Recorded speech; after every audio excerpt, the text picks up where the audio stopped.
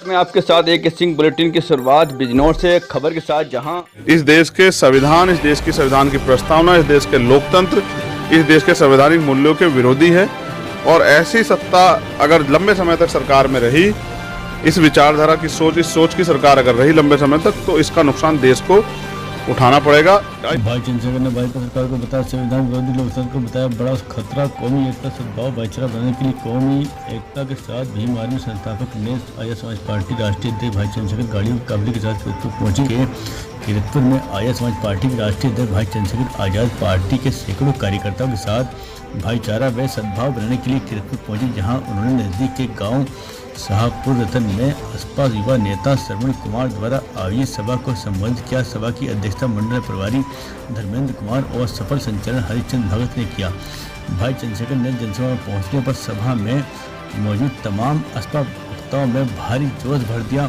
Bhim army संगठन व असपा नेताओं में मंडल उपाध्यक्ष धर्मेंद्र कुमार, विधानसभा प्रभारी विकास वरिवंशी हरिचंद भगत जी, जिला उपाध्यक्ष दिनेश कुमार, संगठन मंत्री नवीन भारतीय अफसान और अदनान दानिश, ललित कुमार, विधानसभा अध्यक्ष श्रीराम राहुल कुमार और फैलसुख जमा खान आदि ने भाई चंद्रशेखर का फूल माला से जोरदार स्वागत किया।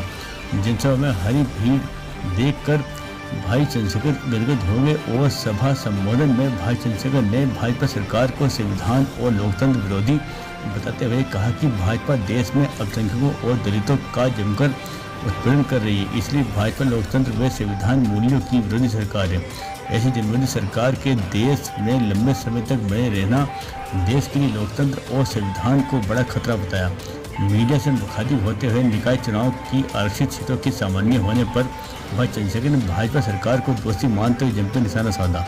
उन्होंने निकाय सीटों के परिवर्तन को आरक्षित वर्ग व दलितों के अधिकारों पर घोटाला व डकैती डालने का आरोप लगाया।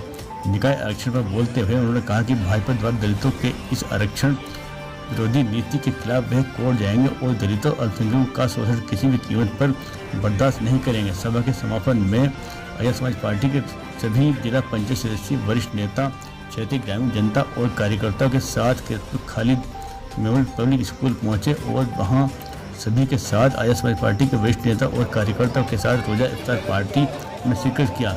सुरक्षा के मद्देनजर भाई चंद्रशेखर के रोड शो और आयोजित सभा में सुरक्षा को लेकर किरतपुर थाना प्रभारी व कस्बा इंचार्ज भारी पुलिस बल के साथ तैनात थे। जिसे किरतपुर बिजनौर से भारत पुस्तक की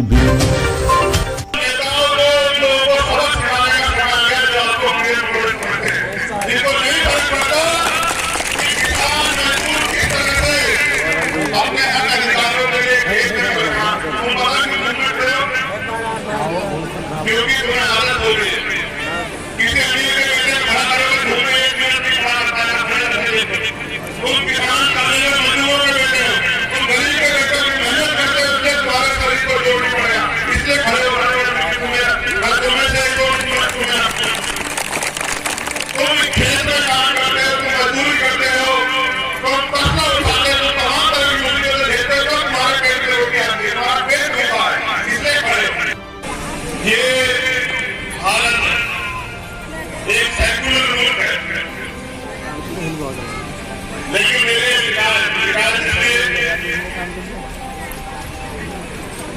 ये भारत का संविधान, ये आजादी देता है कि सब लोग अपने धर्मों को माने, सब लोग अपने धर्मों को त्योहारों का आयोजन करें, आगे बढ़े। भारत का संविधान अंतिम व्यक्ति को भी सम्मान से लेने का अवसर देता है। और मुझे मेरे महापुरुषों ने सिखाया कि अगर किसी भी गरीब के साथ अन्याय हो, किसी के साथ भी हो, तो ये समझाना कि अन्याय करने वाले से अन्याय सहने वाला ज्यादा मुश्किल होता है। आज इस देश में अन्याय हो रहा है, आज ये बताओ मैं चुप रहूं या लड़ूं? आप चुनाव करने में लोगों से पूछना चाहता हूं, चुप रहूं या लड़ूं? आज सारे नेता चुप हैं। आज इस देश के मुसलमानों को कटघरे में खड़ा करके उनके साथ अन्याय किया जा रहा है। तराबिया कोई पड़ेगा तो उसके घर पे हमला हो जाएगा, तराबिया कोई पड़ेगा तो उसके घर पे पुलिस आके मुकदमा लिखेगी। अगर वो नमाज पढ़ने के अपने घर के आसपास आ जाएगा तो मुकदमा लिखा जाएगा। आप मुझे बताओ, क्या मैं भी मुसलमानों को जेल में रहने के लिए छोड़ दूं और नेताओं की तरह? मैं आपसे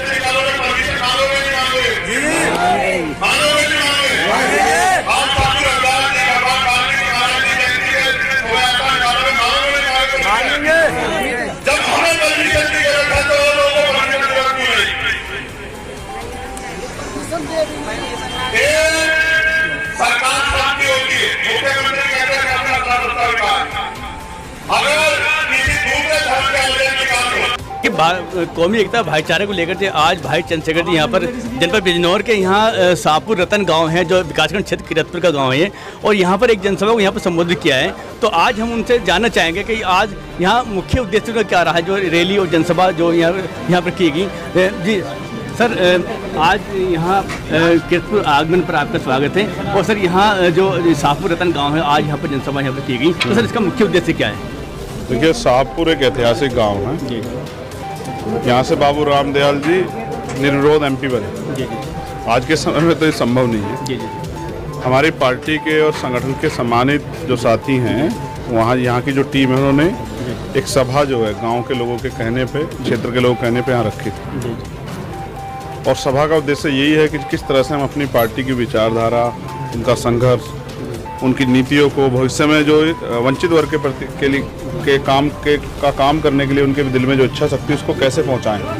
उसका जरिया यही होता है कि छोटी छोटी मीटिंग करके हम अपनी बात को कह के लोगों तक पहुंचाने का काम करते हैं। आज भारत में बड़े जो आर्थिक रूप से मजबूत दल हैं, उनके पास मीडिया हैं, अखबार हैं, टीवी हैं और बड़े बड़े साधन हैं प्रचार प्रसार के, अपनी पार्टी की विचारधारा, नीति, संघर्ष को पहुंचाने के लिए हम पे यही एक छोटा सा प्लेटफार्म है। मैं भी समय समय पे बिजनौर जिला, क्योंकि यहाँ हमें सबसे ज़्यादा विधानसभा जिला पंचायत सदस्य हमारे जीते और यहाँ हमारी सबसे मजबूत टीम है, तो मैं भी समय समय पे इनकी ताकत बढ़ाने, इनकी मेहनत को जो है मजबूत करने के लिए, इनका विश्वास मजबूत करने के लिए आता रहता है। सर, केंद्र की भाजपा सरकार में दलितों का बहुत उत्पीड़न हो रहा है, और दलितों के साथ साथ जो है मुस्लिम जो अल्पसंख्यक समुदाय जो वो भी काफ़ी प्रताड़ित हो रहा है, तो उसके बारे में क्या कहेंगे आप? देखिए, भाजपा सबसे झूठी पार्टी है। उनका जो सबसे सबका साथ सबका विकास का नारा है, वो झूठ। उसका कड़वा सच ये है कि भारत का संविधान सभी धर्मों को धार्मिक आज़ादी देता है। उसके विपरीत अगर कोई विशेष धर्म के लोग कोई आयोजन करें तो उनको सरकारी सुरक्षा, सरकारी धन से उनको जो है मदद और तमाम तरह की, कभी हेलीकॉप्टर से पुष्प सब कुछ होते हैं। उसके विपरीत अगर अन्य धर्म के लोग कोई भी आयोजन करें, अगर हमें स्पेशली मैं बात करूं कमजोर वंचित वर्ग की, बाबा साहब अम्बेडकर में बड़ी आस्था रखते हैं। बाबा साहब अम्बेडकर के संघर्ष से उनको बहुत अधिकार भी मिले हैं। अब उनकी जयंती आ रही, हमारे लोग सभी जगह शोभा यात्रा निकालना चाहते हैं, जयंती मनाना चाहते हैं, तो पुलिस कहती है परमिशन लाओ। वो कहते हैं परमिशन हम अब समझदार हुए हैं, अब निकालना चाहते हैं। वो कहते हैं नई परंपरा नहीं चालू होगी। अगर आप सतगुरु रविदास जी की, गुरु नानक देव की, भगवान वाल्मीकि की जयंती है, शोभा यात्रा है, तथागत बुद्ध की निकालना चाहते हैं तो परमिशन नहीं है। बाकी लोगों को परमिशन है। अगर मुसलमान अभी वो पढ़ रहा है, क्या कहते हैं भाई आपके यहाँ उसको, तरावी पढ़ रहा है, तो उसके ऊपर मुकदमा दर्ज, नोटिस जा रहे हैं। मैं पूछना चाहता हूँ, अगर कोई अपने घर में कोई धार्मिक आयोजन कर रहा है, हिंदू धर्म के लोग नहीं करते हैं क्या? जागरण होते हैं, मूर्ति स्थापना होती है, तमाम तरह की चीज़ें होती है, कथाएं होती है, तो क्योंकि भारत का संविधान उनको धार्मिक आज़ादी देते, तो उनको तो दिक्कत नहीं है। लेकिन अगर आप अपने घर में तराबिया पढ़ रहे हैं तो नोटिस चल जाता है, ये कौन सा देश है? फिर इसमें अन्य धर्मों को कैसी धार्मिक आज़ादी रही? ना बौद्धों को है, ना ईसाइयों को है, ना सिखों को है, ना जैनों को है। तो मैं मानता हूं कि बीजेपी इस देश के संविधान, इस देश की संविधान की प्रस्तावना, इस देश के लोकतंत्र, इस देश के संवैधानिक मूल्यों के विरोधी है। और ऐसी सत्ता अगर लंबे समय तक सरकार में रही, इस विचारधारा की सोच, इस सोच की सरकार अगर रही लंबे समय तक, तो इसका नुकसान देश को उठाना पड़ेगा। इस बार जो आपने देखा, कोई शायद इस बात को नहीं कहे, लेकिन जिस तरह से रामनवमी पे एक आक्रोश पैदा किया गया, पहले नहीं होता था देश में, पहले भी ऐसे आयोजन होते थे, लेकिन जानबूझ के अपनी राजनीतिक रोटियां सेकने के लिए भारतीय जनता पार्टी ने जो कराया, तमाम जगह उनके कार्यकर्ताओं ने किया। अगर यही प्रदर्शन कोई अन्य धर्म के लोग कर दें तो बवाल हो जाएगा। टीवी मीडिया उसको इतनी बड़ी खबर बना देगा और उनको आरोपित कर देगा, उनके मकानों बुलडोजर चल जाएगा। तो ये जो नफरत की राजनीति बीजेपी कर रही है, हमें इससे सावधान रहना। सर, ये निकाय चुनाव को लेकर जो अभी आरक्षण को लेकर अगर बात करें तो आरक्षित यहाँ पर कई सीटें यहाँ पर आरक्षित की गई थी, लेकिन अब उसके बाद आरक्षण सीटों को लेकर अब सामान्य सीटों में तब्दील हो गया, तो इसके बारे में क्या कहेंगे? मैंने परसों ही जिस दिन ये आरक्षण आया उसके 2 दिन बाद इसका एनालिसिस करके बताया कि 21% आरक्षण शेड्यूल कास्ट के लोगों को यहाँ मिला। उसके आधार पर हमारी मेयर की जो है, नगर परिषद की जो सीटें हैं नगर निगम की, वो 4 बैठती हैं, सरकार ने हमें 2 दी है। हमारा संवैधानिक अधिकारी सरकार ने हमें दे रही है, तो ये सरकार जो है किस तरह संविधान के रास्ते चल रही है, कैसे होगा सबका साथ सबका विकास। इसी तरह से नगर पंचायत और नगर पालिका में भी हमारी सीटों के साथ डकैती हुई है, घोटाला हुआ है, हम इसका विरोध करते हैं। इसलिए छेड़खानी नहीं, डकैती छेड़खानी तब होती है एक आधी सीटें जरूर हो जाती। मैंने ऑन रिकॉर्ड बताया ट्वीट करके कितनी कितनी सीटों का घोटाला हुआ। तो ये डकैती डाली बीजेपी के लोगों ने। हम इसका विरोध करते हैं, इसलिए हम लोग कोर्ट जा रहे हैं, हम लोग पिटीशन दाखिल करेंगे और पूरे आंकड़ों के साथ अपनी बात को रखेंगे और हमारा प्रयास होगा जो अधिकार हमारा माननीय न्यायालय के जरिए अपने अधिकार को अपने समाज को वापस ला के दे। दलितों की बात तो यहाँ सब लोग करते हैं, लेकिन आप बताओ इतना अधिकार छिन गया, किसी के मुंह से एक आवाज निकली?